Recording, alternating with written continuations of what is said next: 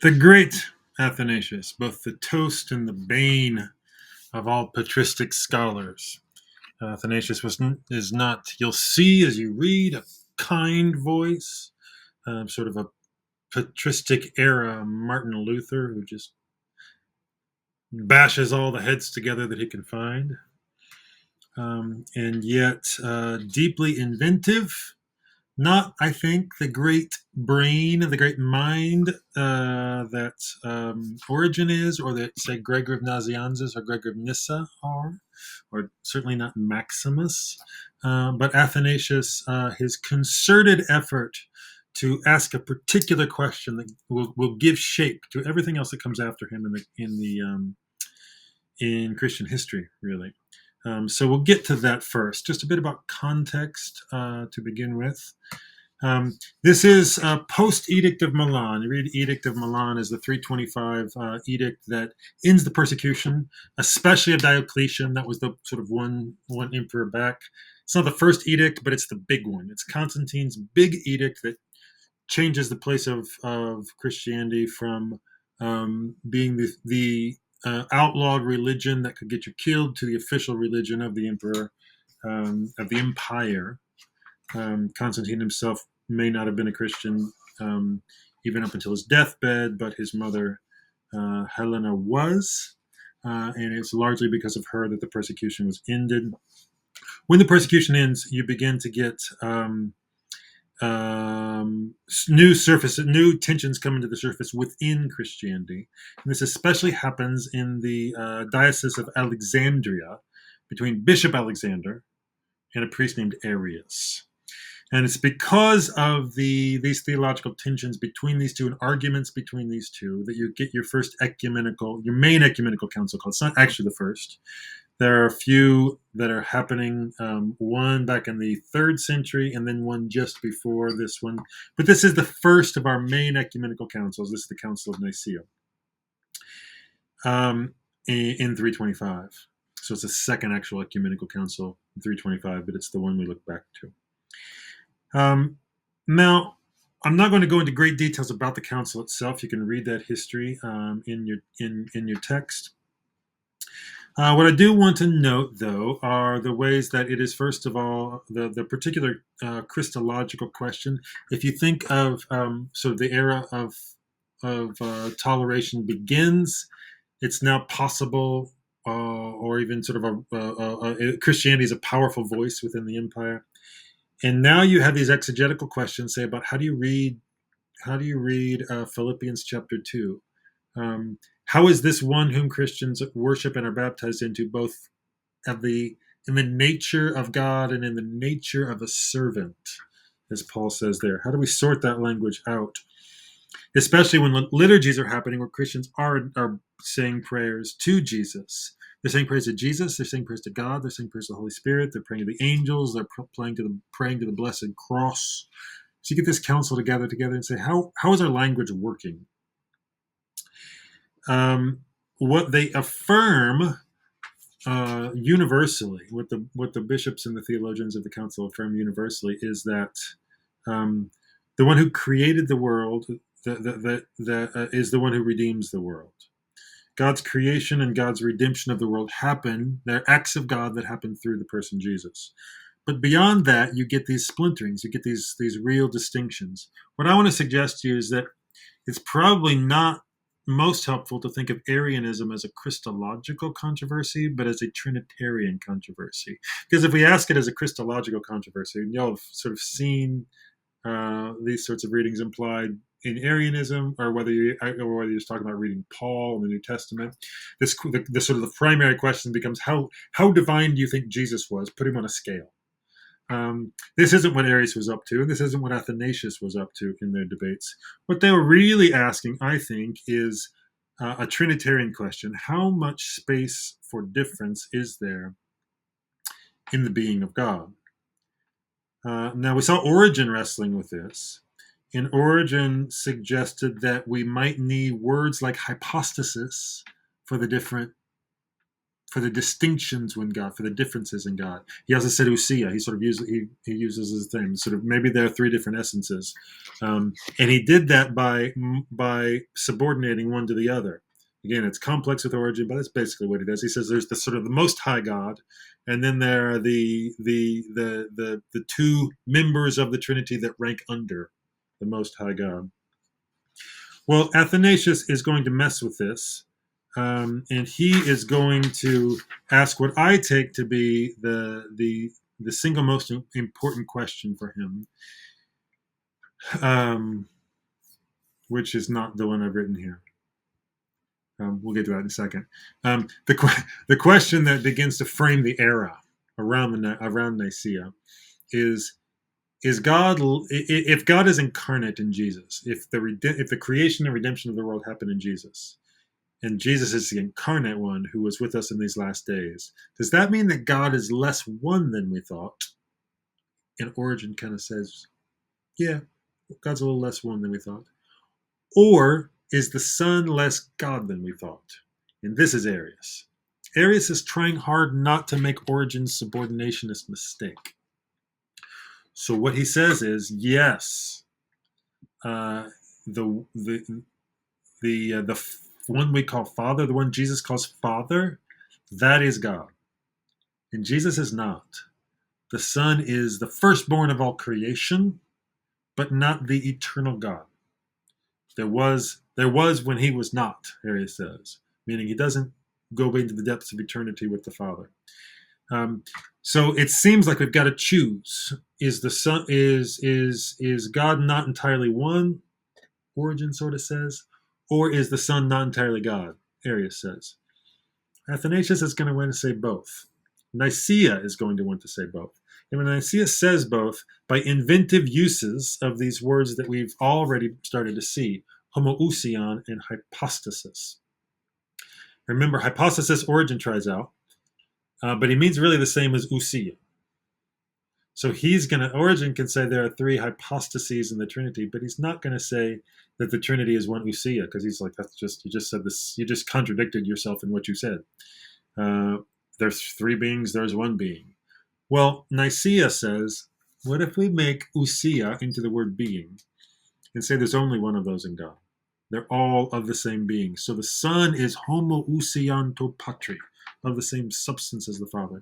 Eventually, the Spirit also is homoousian to patri and to huios, of the Son. But let's use the language of hypostasis to mark what's distinct about them. So eventually we'll get the language of persons. They are three persons within one being or substance or nature. We use all those simultaneously or synonymously. And this is what the language that Nicaea gives us. And this is the language that then develops, in which the context in which the 4th century develops, especially around debates with Arius and the Arians. That is going to get us to what I take to be Athanasius' key question, which is about the intimacy of the Father and the Son. Why is the intimacy between the Father and the Son so important? If the intimacy wasn't so important, we could say, God, the Son is just less God than we thought. But Athanasius isn't going to want to let that happen. He's going to want to say that the Son is fully God, because intimacy between Father and Son is like of the thing. That's like the center of Athanasius' theology. That's the big question for him. And he actually, in a text that we're not reading, but I think you've seen some of in other places, he actually gets at this. Let me expand this for you. He says on the incarnation of the Word, he made humans after his own image, giving them a portion even of the power of his own logos, so that having, as it were, a kind of reflection of the logos and being made logikos, they might be able to ever abide in his blessedness. This is about the kinship between the logos and the images of the logos, which is us, or all creation, humans in particular, made in the image of logoi or logikos, made in the image of the logos. We have an intimacy with the Word for Athanasius. But then look what he says a few sections down in the same text. For being Word, a logos, of the Father, and above all, being Word of the Father and above all, he alone of natural fitness was able both to recreate everything and worthy to suffer on behalf of all and to be ambassador for all with the Father. About the blessedness, the worthiness of the Son, he's saying the thing is, he doesn't just have an intimacy with us on behalf of our being images of the, in light of our being in the images of the Logos. He also has an essential intimacy with the Father, and that is what allows him to bring God close to us. So the incarnation is the story of God coming close. And if it's not entirely God that comes close, then we haven't told the story well. We haven't listened to the liturgies well. We haven't listened to the prayers well. What that suggests to me is that Athanasius is attempting to keep soteriology, the doctrine of salvation. Let me say that better. He is attempting to maintain a soteriology in light of the development of a new doctrine of God. What's the new doctrine of God? The new doctrine of God is this question about unity and distinctions. There are distinctions in the Godhead, and yet God is one. And we're all now agreeing on that. And Arius says, yeah, that's why the Son's not God. Athanasius says, yeah, but that's going to mess up soteriology, and especially deification. If the one who comes close to us to save us is not God, then we are not deified in that salvation. We don't become godlike in that salvation. And that's not what the people are praying for. That's not what baptism is about. That's not the hope of the Christian. So he says, we've got this new doctrine of divine distinctions developing. If we're going to develop that new understanding of God in light of the story of the incarnation and Pentecost, then we've got to discern how to talk about the incarnation in light of that new doctrine in a way that serves our hope in deification. Because if we lose that, we've lost it all, and he thinks Arius has lost it all. He says, Arius, what you're saying exegetically makes sense. Actually, it doesn't. He says, that's stupid. It's the dumbest thing I've ever heard. What he means is, exegetically, that makes sense, but theologically, it's a disaster. Because what you've done doesn't fit. Remember this, the fittingness of our ideas, the fittingness of an exegesis. He says that exegesis doesn't fit with the hope in deification. One more text I want you to look at with me. The way that he does this. Now, remember, I said that Origen isn't great with analogy. So this is what gets Origen stuck. This is what gets Origen saying things like, if God is creator, then creation must have always existed. Origen says that because he doesn't have room for an analogical gap between who God is in all eternity and what God does in relation to creation. Athanasius is going to lean on this, and he's going to lean on a particularly interesting little Greek pun, really, sort of. Look at the way he does this. Once I expand. There it comes. Therefore, although the Father is an unmade agenetos being, it does not therefore follow that the express image of his person, his word, and his wisdom must be made genetos. So the Father is unmade, and Arius and I agree on that. But Arius says if the Father is unmade, then the Son is made or created. I say that doesn't follow. On the contrary, it shows that he is truly begotten of him. If you'll excuse the abrupt cut-in, what Athanasius is attempting to show here is in this play between agenetos, genetos, and genetos, just the addition here of the new.